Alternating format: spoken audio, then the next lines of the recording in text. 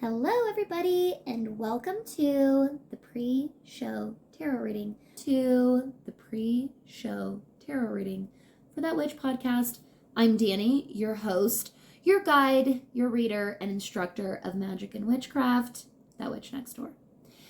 Today, I am using my Deviant Moon tarot deck by Patrick Valenza. I love the backs of these cards. And we're going to mix these up. And while I do, and I really center and ground here, how are you doing? I want you to ask yourself that. I want you to, while I'm doing this little shuffle here, try and put both feet on the ground, if at all possible. Just sit or stand in a position that feels as even and grounded as possible, okay, so that you're not uncomfortable, hopefully. Take at least one nice deep breath, maybe even 3. It might feel really, really, really nice. And open yourself up to the messages from your spirit guides right now. If there's a question on your heart right now or on your mind, allow it to come through. Maybe even speak it out loud if you feel so comfortable and you're in a place where you're able to do that. Oh, there they blow. Sorry, hold on.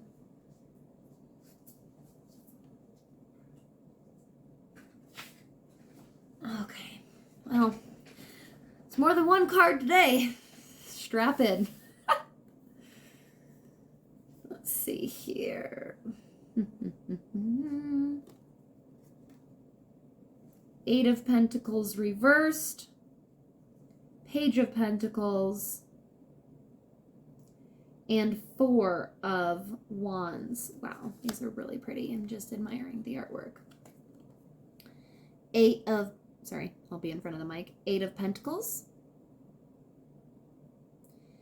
And Page of Pentacles.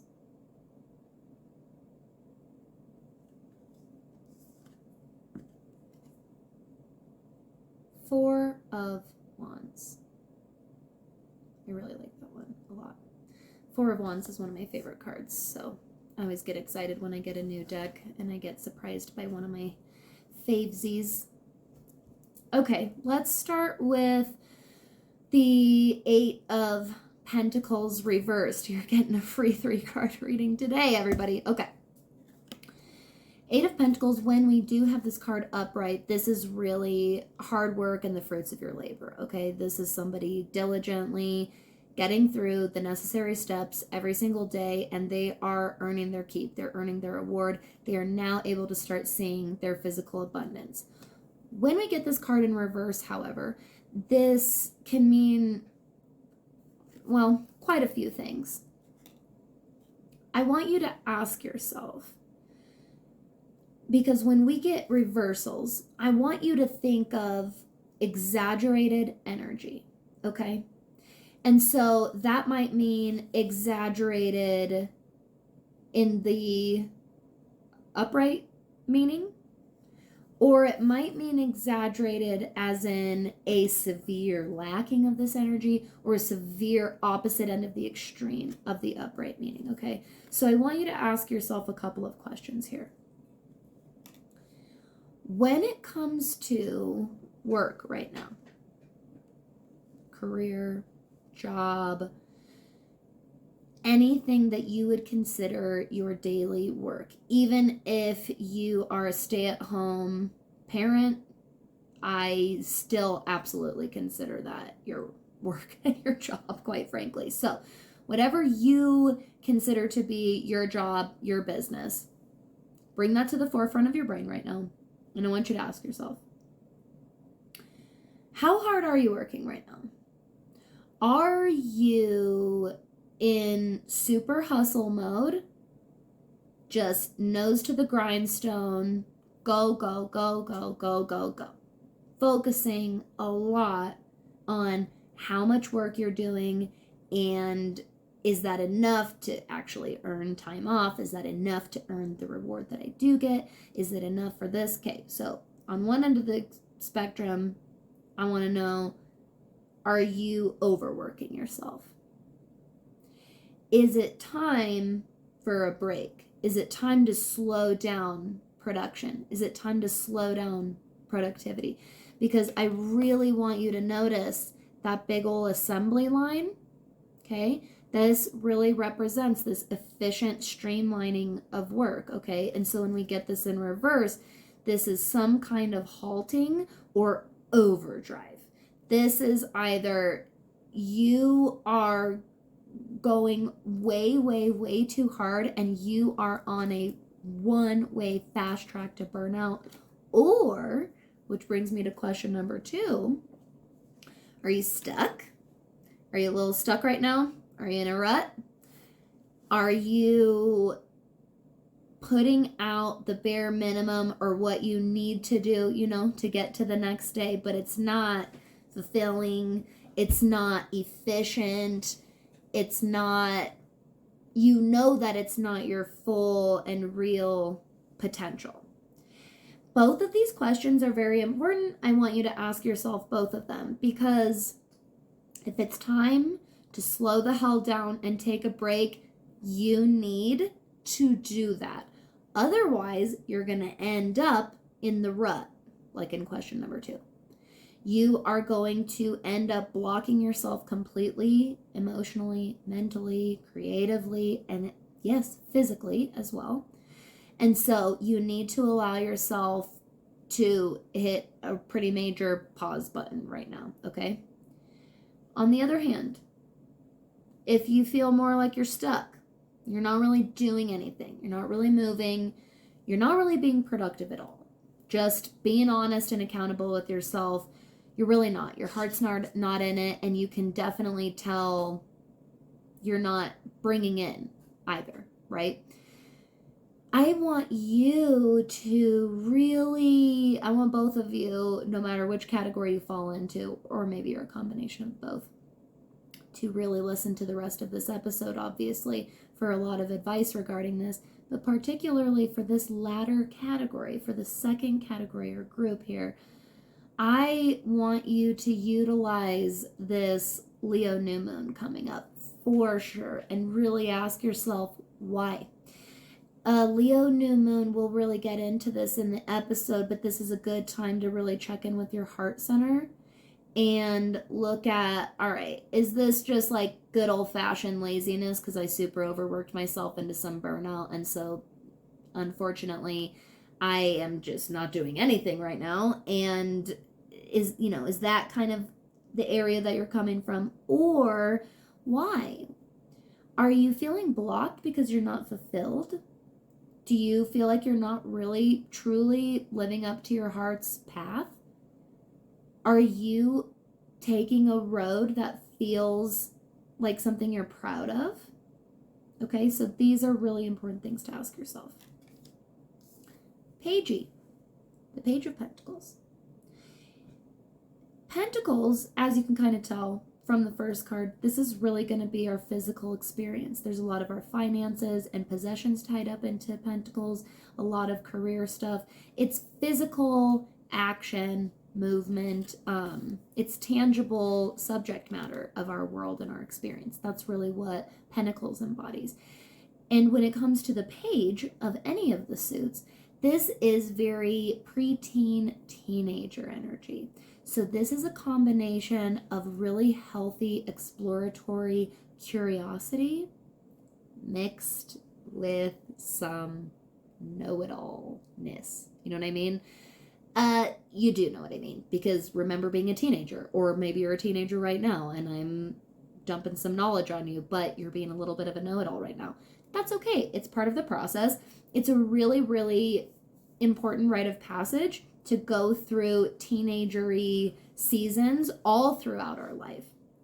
And really what this represents is a very humbling time where you are able to start utilizing some tools and knowledge and experience that you gained throughout your childhood and then apply it, and you get to see a lot of accomplishment and victory for yourself, right? For utilizing everything that you learned up until that point. And you get to start experiencing some major loss. You get to start experiencing mistakes and being incorrect and being unevolved, right? You start to experience this whole other side that of curiosity and adventure that isn't super fun feeling. It's not very fun to talk about those parts about exploring. But this is really the nature of the page. This is a very curious individual. This is a very adventurous individual. This person has learned a lot. If you haven't caught on, this is you, okay? I'm talking straight to you. You've learned a lot, you've come a long way, you've gained a lot of really valuable, amazing experience, okay? I mean, just look at the tools you've acquired. Literally a giant wrench, okay?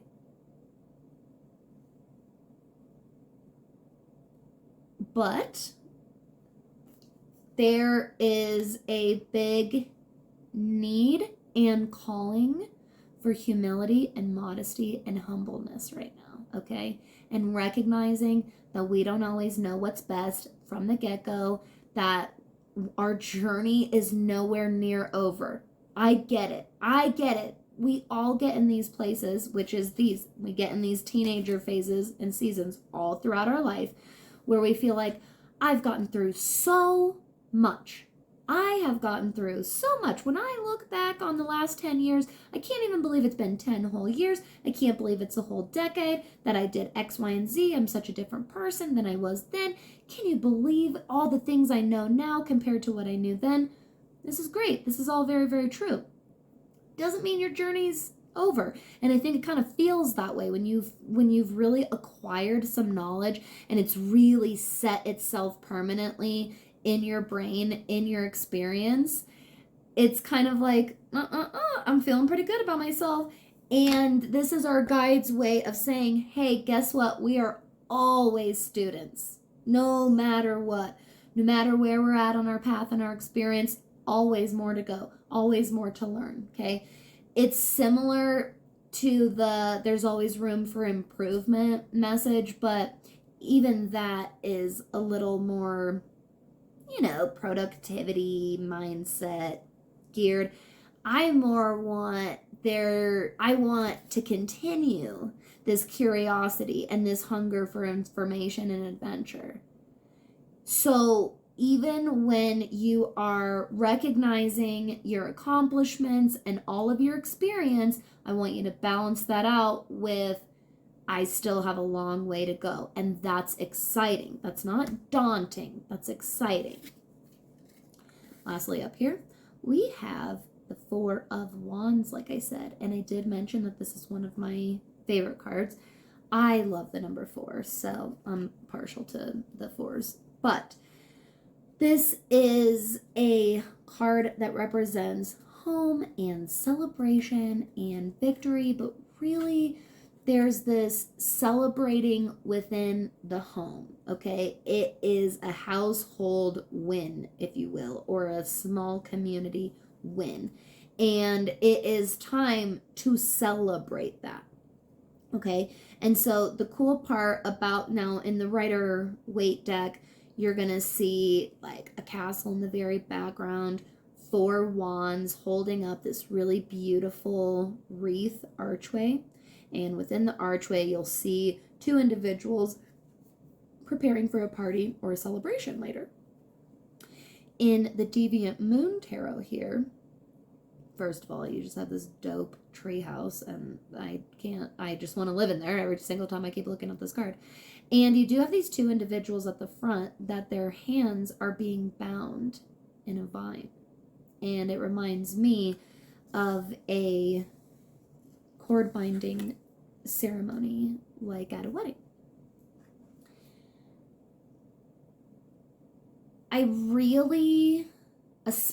This is how I want you to read tarot. Go with each card, okay? Really get it when you're starting out. Go with each card, really zoom in, really read each card. Then I want you to kind of sit back and look over what's everything I'm dealing with here. And overall, I am really seeing a cool need for some slowing down and a break right now. I really, really do. This is, if you're in that first category, okay, when we were talking about the 8 of Pentacles reverse, if you're in that first category and you have been really bogged down by your own overproductivity and hyper movement, right? It is time to slow down, okay? It's a big, big message and sign to take a break.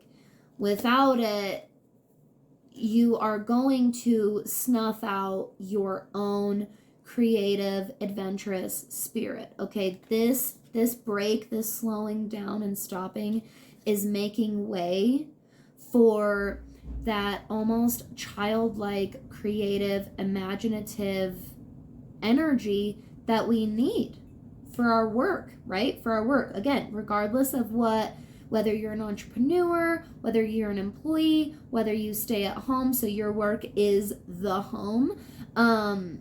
This energy, this teenager, imaginative, adventurous spirit, we always need this curiosity. Without it, life is so pointless and boring without it. And so when you feel like you're losing it, you need to seriously readjust and look at why and how can I increase this again. Okay? Because it is time to have a little goddamn fun. Jesus, that's exactly what this means. If you're in that first category, that's totally what this means. It's time to have a little bit of fun, okay? Allow yourself to celebrate your victories. There is no point in all of this amazing, incredible, productive, hard work that you've been doing if you don't ever take the time to sit back and actually enjoy everything that you work for. Now, if you're in the second category that I asked about with this very first card and you have been feeling very stuck lately, your reading is similar but a little bit different. Your path and advice is a little bit different here. If you're feeling super stuck and you are like, I haven't been doing anything. I've been super unmotivated and I've been really allowing myself to just not do anything. That's awesome. I'm really proud of you for letting yourself take a break and recognizing that you were feeling burnt out and you needed to slow down for a little while. Don't feel guilty for those stagnant times. We get stagnant when we don't allow our minds and our body rest. And so our minds and our body go, okay, well, since you didn't choose this, I'm going to make this happen. And now I'm going to take away all of your motivation and drive and energy. And that's likely where you've been. And I'm glad that you've been hopefully listening to your body and listening to your mind and allowing yourself this break of stagnancy. Again, it's okay. Stillness is all right. And I want you to start exploring why. I want you to tap into your little teenagery spirit and energy, your inner teenager. And I want you to go to that teenager and get them curious. Why? Why are we feeling this way? What do we need? What would make us feel that spark right now? What is that thing that would make us feel joy and would really, be the thing that kind of reignites my creativity, reignites my motivation again, so that I feel like I'm up and actually moving again. I'm part of the world again. And I really think that's where this one comes in.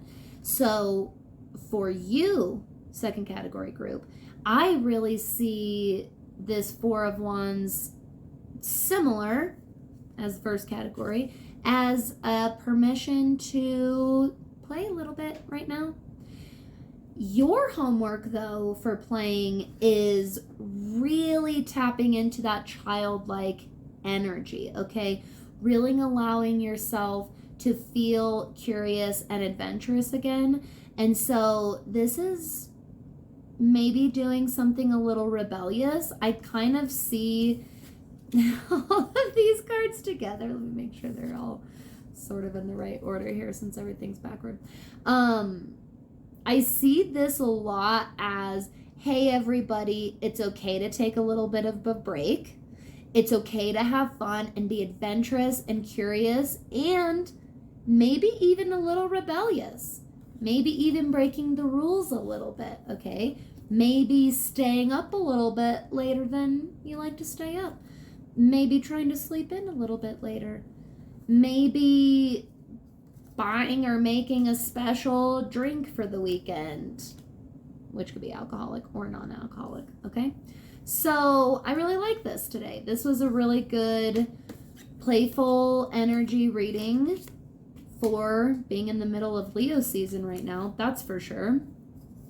And yeah, I really, really like that a lot. So there was a super nice, long, full-blown 3-card tarot reading for you, YouTube. You know I love you.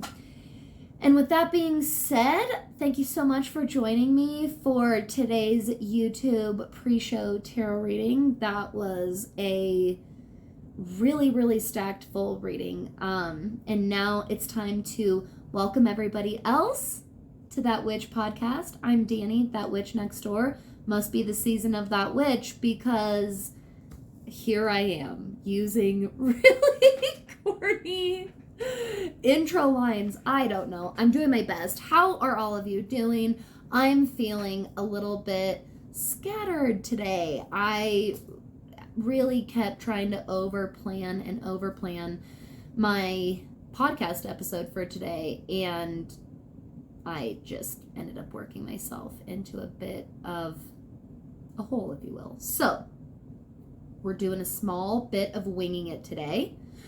We just finished up a full 20-minute 3-card free tarot reading for everybody on the YouTube pre-show tarot reading, okay? So make sure you do go over and subscribe to my YouTube channel if you haven't already. Ring the little bell so that you never miss notifications for when a new video comes out.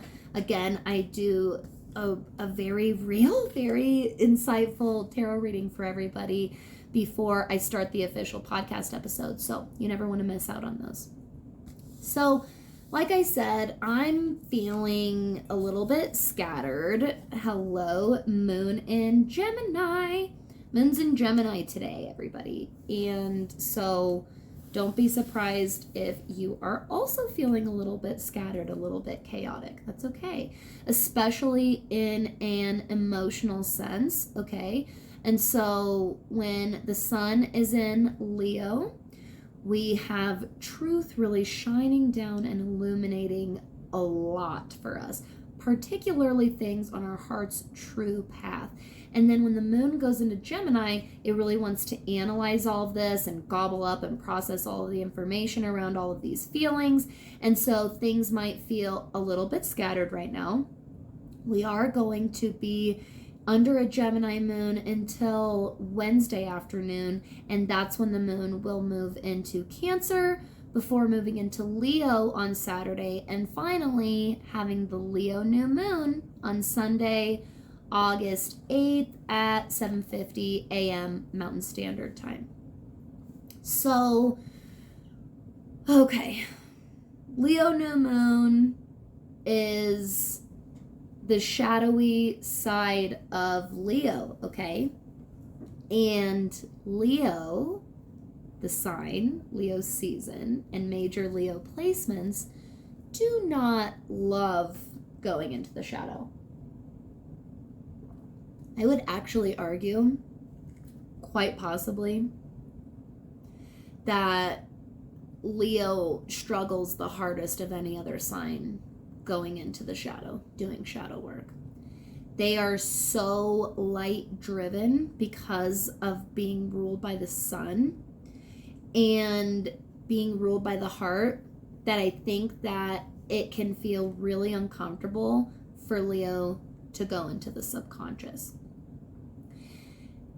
When we talk about really evolved, really bright and brilliant Leo energy, like we did last week, we use words like confidence, courage, boldness, leadership, authority, and pride. And when we start talking about these energies, I want you to start understanding that any of these energies, no matter how quote unquote positive or quote good they may seem, there's always a way to go overboard on them or to have a severe and major lack or neglecting of them, okay? And so we actually talked about this a little bit in the pre-show reading today because we were talking about this in the scope of tarot reversals. But I use these terms a lot: evolved and unevolved, light and shadow. And I also want you to start understanding balance and lack, and balance and exaggeration, okay? So when we bring up and talk about all those really, really great words and all those really great qualities associated with Leo, I now want you to picture all of those first on hyper overdrive exaggeration mode, and then pretend that they don't exist. Pretend there's a huge neglect or lacking of them. And the situations, the thoughts that this brings up for you, whatever this makes you reflect on when I say, okay, think of the term confident and confidence. And now I want you to picture that on overdrive and exaggeration mode. And now I want you to picture it completely gone, a complete neglect or lack of it. What comes up for you? That's what I mean. When I list all of those out, and again, remember, you can always pause and rewind and take notes. I really, really encourage that. Treat these like an educational session. I want you to take this concept and practice and bring it into the Leo new moon, okay? It does not have to be scary to go into the shadow. It does not have to be the end of the world to go into the shadow. In fact, this is how we maintain a really healthy ego, right? And ego is what Leo rules. So I want you to close your eyes. That could be right now. It could be whenever you get a chance. And I want you to think of Leo. Look at it in your chart. What house does it rule? Do you have any placements there? Do you know anybody in your life with major Leo placements? And I want you to write down everything that you feel about Leo energy. The good, the bad, the ugly, everything in between, okay? And I want you to have the courage, Leo keyword, have the courage to face your own exaggerations and your own lackings in these areas, okay? And how they're manifesting and showing up in your life right now. Because when we get into this shadowy realm, when we get into the roots of these issues and into the real depths there, what happens is we do this really beautiful maintenance that then translates out into our external life, okay? And we are able to experience a much more balanced, grounded, and exciting life experience. And honestly, those are some of the main points. Like, meaning the reasons why we do this whole fucking earth thing. When we achieve balance, we are experiencing one of the most beautiful, peaceful, relieving feelings that we can possibly experience in this universe. I personally believe that's what true balance can bring us, no matter how small or how big and significant that balanced feeling is or where it came from. Groundedness, because the whole point is to be here, okay? Not to escape constantly, not to constantly try and check out. I'm not talking about like I'm not getting dark and morbid like suicide. I'm more talking about escapism, that kind of checking out. Whether it's through drugs and addiction or through, honestly, toxic spirituality, that type of escapism, via bypassing and willful ignorance, and anywhere in between. We're meant to be here and experience this physical life. And whenever you have been able to really ground and root into a particular moment and just achieve true presentness, I think that, again, that moment, that feeling really speaks for itself, why it's one of the main things and one of the main reasons why we're here to do what we do. And lastly, life is meant to be enjoyed. I just don't believe with a single part of me that we're meant to come here for some overall punishment and everything is supposed to be constant suffering. I don't believe that. I do believe we're meant to experience suffering. I do believe that we're meant to experience challenge and death and hardship, all of these things.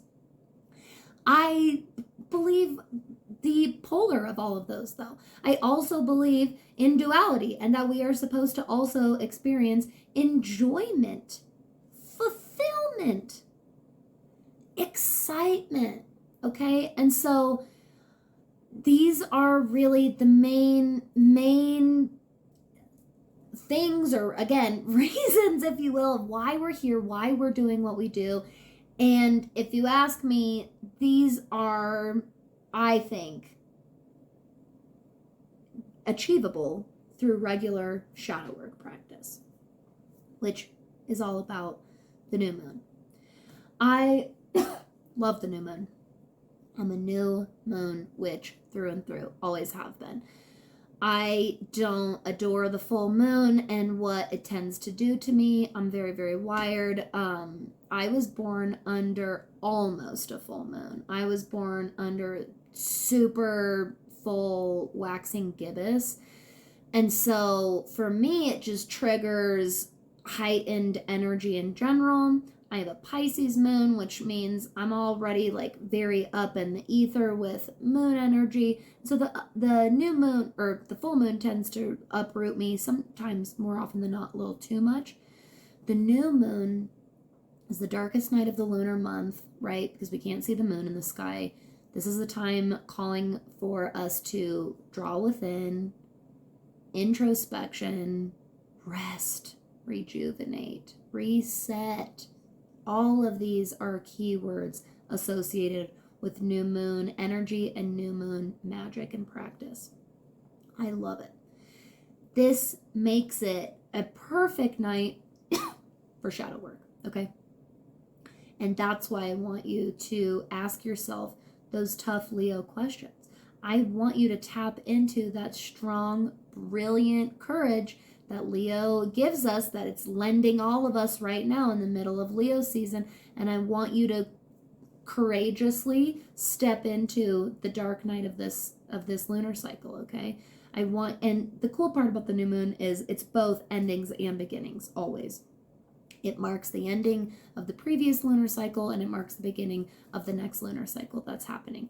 And this little in-between period, it really is like a ethereal existential pause button, if you will, where you really can use that in between for whatever you need.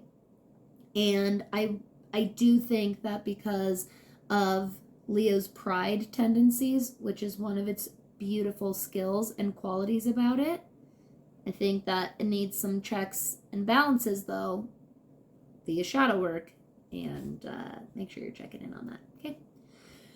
All right, now, since we're here talking about the shadow, talking about doing the hard work, talking about asking yourself the hard questions and giving yourself the hard answers, I figured we would just keep going on that same path here.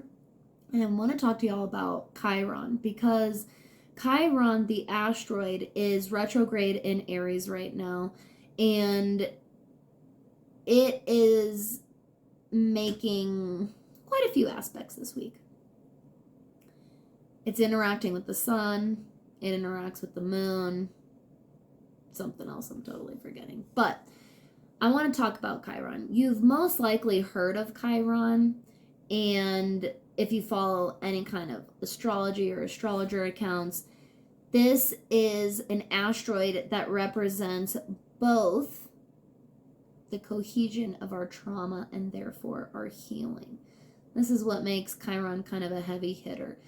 And it makes a lot of sense that we are having quite a few aspects of it this week leading up to this new moon. It's going to be drumming up and drawing up some of these uncomfortable questions and realizations like I was talking about. That's totally normal. It's going to feel a little tense. And because Chiron is in Aries right now, there is this reactivity that I want everybody to be really, really mindful of. Allow yourself the safe, energetic space that you need to process through the big feelings and thoughts that come with processing through trauma. And that means having the accountability to recognize I need physical distance right now from this person or from people in general. I need to allow myself somewhere to get this energy out. That's probably going to be a real common one this week. Get into the gym. Do some physical activity at home. Do some kind of a run. Plop down and just do a bunch of push-ups. Listen to really loud music and sing with it or scream with it at the top of your lungs. These kind of like cathartic big activities, this is going to give Aries, Chiron retrograde, that little steam release that it really does desperately need. Now, Chiron retrograde, like I mentioned, gonna be retrograde until December of this year, okay? This is a pretty long time. Do you guys see my sweetie pie? Hi, Toots. Hi. Oh, we're just being a sweetie pie. See why I should be on YouTube. You could see my cute dog in the background. Okay. Chiron retrograde all the way until December, which means we're digging up a lot of stuff for a while, okay? We're going to be in this retrograde period that's over 6 months that we're going to have been in Chiron retrograde. And so it is going to feel, I want you to listen, it's going to very much feel like, why is everyone out to get me? Why? Why am I constantly being faced with trigger after trigger after trigger? Now, on the individual scope, there's probably a lot of different varying answers for every single person. But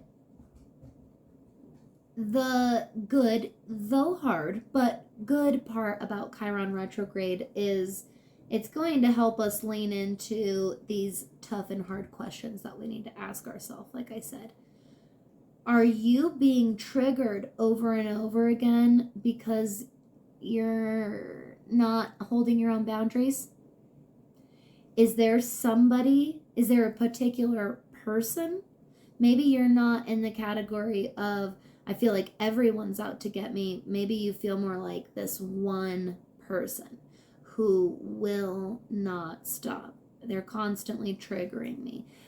Maybe it's somebody from your past. Maybe you don't even talk to that person anymore, but they've been coming into your head a lot, or you're having a bunch of dreams about them, and it's stirring up all these thoughts and emotions in you.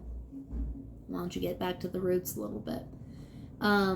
That's really, really the best thing you can do with Chiron retrograde is there's going to be a lot of recurring thoughts, recurring triggers, recurring actions, and we're really asked to stop the cycle from going forward, right? Because we're in retrograde, we need to go backwards. So stop and ask yourself, let's go one step at a time. Let's retrace our steps backwards, one step at a time here. What caused this one? Oh, that's right. What caused this one? That was caused by this, okay? And go back that way. and help yourself get to the root of these issues. Am I going to recommend journaling again? You bet your fucking ass I am. Probably tell you to do it every episode. I can't help it. It is a really good way to ask yourself, the real tough questions and give yourself space to actually answer them. I think that that's the big deal, is a lot of us are like, well, I ask myself that all the time. I ask myself that stuff all the time. Do you answer? And do you answer wholly and honestly? Another big key player this week, so we've got Sun in Leo, we've got the new moon in Leo happening, we're focusing a little bit on Chiron and Aries retrograde, and now, cherry on top, just to bring her full circle, I do want to talk about Juno in Sagittarius. So we've got all three fire signs. I just thought that was perfect. Juno is also an asteroid, and you may or may not have heard of this asteroid. These asteroids are relatively modern. They're part of modern astrology. Okay, we didn't discover these during ancient Greek times. But Juno is representative of the wife of Jupiter, which in Greek in Greek mythology is Zeus's wife, Hera. And in modern astrology, we really associate Juno's representation with your role in committed relationships. A lot of people automatically say this is your spousal role, this is you as a spouse. If you're a spouse, that's definitely true. I also find that this can be in any committed relationship, any kind of personal or professional committed relationship. Juno is a place that you can look at to see what your role looks like on a long-term scale. When you are in a long-term situation with somebody, how do you act and react to, different things that come in life, different things that the other person in that relationship says or does. Most specifically, though, and most importantly, is our relationship and our expression of jealousy. In Greek mythology, Hera was a fucking force to be reckoned with. And I'll be honest with you, when you interpret it from a modern standpoint, it's a little bit like not the best force to be reckoned with. There's a lot of badassery in Hera. I will give her that. Okay, she stays with somebody and commits to somebody through thick and thin. However, she experiences extreme jealousy and extreme envy of Zeus's other partners, though she accepts Zeus for having these other partners, right? She made the conscious choice to accept this person with their flaws and their strengths, but never holds them accountable. Only holds external people and individuals accountable. And that's really where the big burden and lesson comes for in our Juno placement, okay? And right now, Juno is in Sagittarius. She was retrograde for quite some time, but just stationed direct yesterday, the 2nd, on Monday. And so now Juno is officially stationed direct and going through her shadow period. We've got Juno, Sagittarius. We have Chiron in Aries. And we have this Leo new moon coming up. This is a fiery time. This is a time to look at each of our individual fire qualities. How are you expressing your fire energy right now? Are you being strong and courageous and confident and adventurous and curious and truth-seeking? and initiating and starting new things, new beginnings, right? Are you exaggerating any of these? Are you neglecting any of these? Are you experiencing a big lack in any of these areas? And I want you to sit down in your journal. If you're doing this on paper or like a Word document, I want you to make yourself 3 sections, okay? In your personal life, in your professional life, whatever that may be, whether it's entrepreneur, small business owner, or you're an employee to an employer, or you are a stay-at-home parent or partner, and so your job is your home. I want you to make a section for personal life, professional life, and your spiritual life, okay? Start incorporating your spirituality into your shadow work. Don't just use your spirituality for shadow work. Look at your practice. Look at your craft. What needs checking and balancing? Don't be afraid to check and balance. I think that was the biggest thing I felt called to come on and talk about here today. I think that's really, I can feel, and obviously I can see through the transits, this deep shadow that we're being called into. We go into it every single month, okay? Every month we get pulled into the new moon and we get pulled into the shadow period, and here we are again. It's just time. It's our turn right now. It's a shadowy time. And don't be afraid. Don't be afraid to walk in your own darkness. Don't be ashamed. When I say afraid, I think that people are expecting that classic feeling of fear. You know, like when you're watching a scary movie or someone's telling you a scary story, or we know what being scared feels like. And it's like, well, I hear so many practitioners, I'm not scared of shadow work. I'm not scared. I'm not afraid of the shadow. I recognize that. I'm calling it fear because that's what it is on a root level. But on a more surface level, what you're experiencing is shame. You're feeling ashamed. Am I hitting it? I really feel like I'm hitting deep here. It's shame that we feel when we go into the shadow. We're not scared of the dark. Most of us are strong, brave individuals. We can handle some darkness.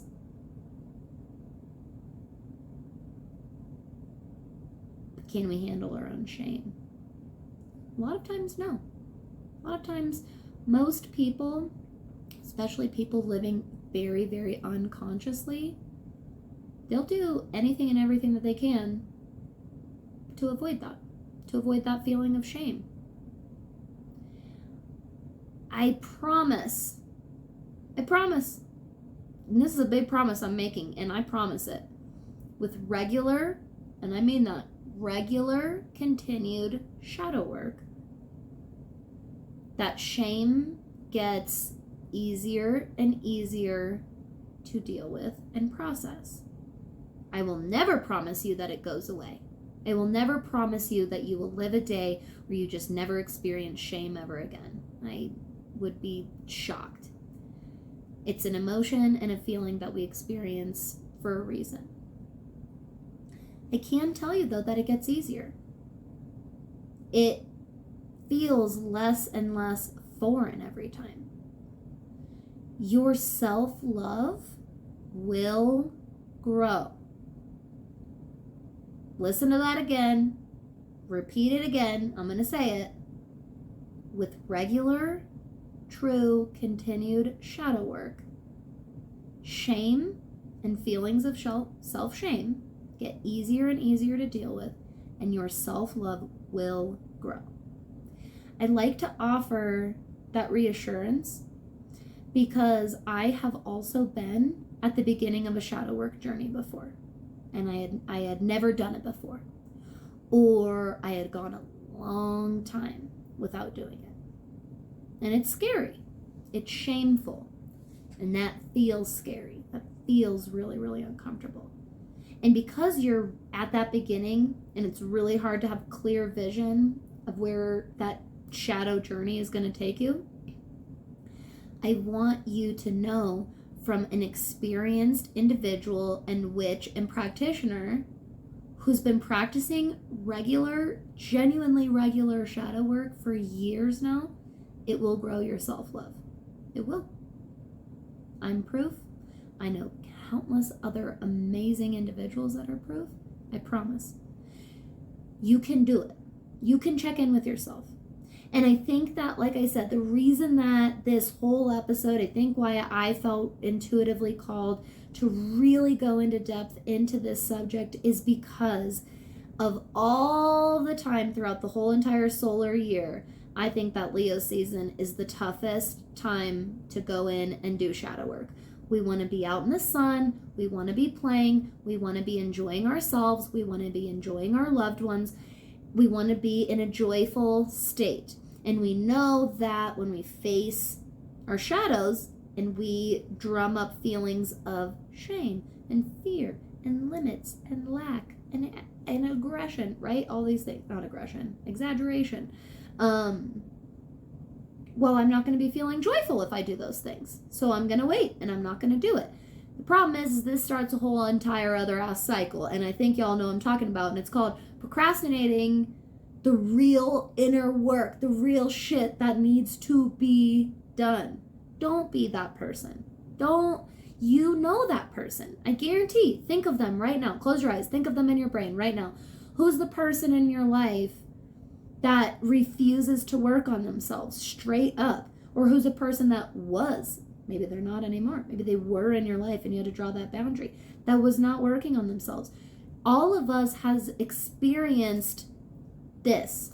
We've all experienced somebody being that way and living that way, and we have a very strong opinion about it. Don't let yourself fall down that way. It's a slippery ass slope. Don't. And listen to me. If you have really prominent, strong Leo placements, if you're a Leo sun, if you're a Leo moon, if you're a Leo rising, seriously, it's Leo anything. If you have strong planets in Leo, I want you to know you can do it. You can do it. You are the sign of boldness.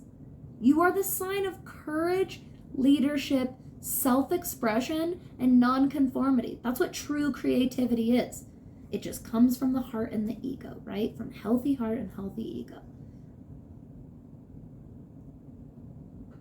Do it. Go into the shadows. Go ask yourself the hard questions. Why am I experiencing this? Why, when I think of courage or confidence or leadership or authenticity or creativity or self-expression, why, when I think of fill in the blank with one of those words, does it make me feel or think this? And then answer. Now, this has been kind of a serious one today, guys. Not gonna lie. You're like, yeah, I know. I just listened to the whole thing. It was pretty heavy hitting. And I really, really appreciate you listening to this with an open mind. And I am always here for anybody that needs additional support, because digging up this stuff ain't easy, like I said. And we don't have to do it alone, and we're not supposed to do everything alone. We're supposed to connect and support each other, okay? And so my inbox is always open. My DMs are always open. You could drop a comment below if you want. But you can do this. Take it from me. I practically live in the shadow. We could go over my chart a different time. All right, everybody. This was what it was. We're going into this Leo new moon. We've got Chiron retrograde in Aries right now. Juno is stationing direct, but going through her shadow period in Sagittarius. And so even though fire burns super, super bright, I want you to start looking into the shadow side of your fire energy. If you do need help locating any of this in your chart, I'm also always happy to help.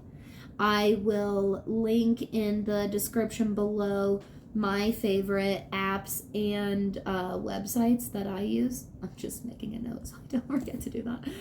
And I'll link those so that if you don't already have one that you use, or you have one that you do use but you don't really like it, you could check these out.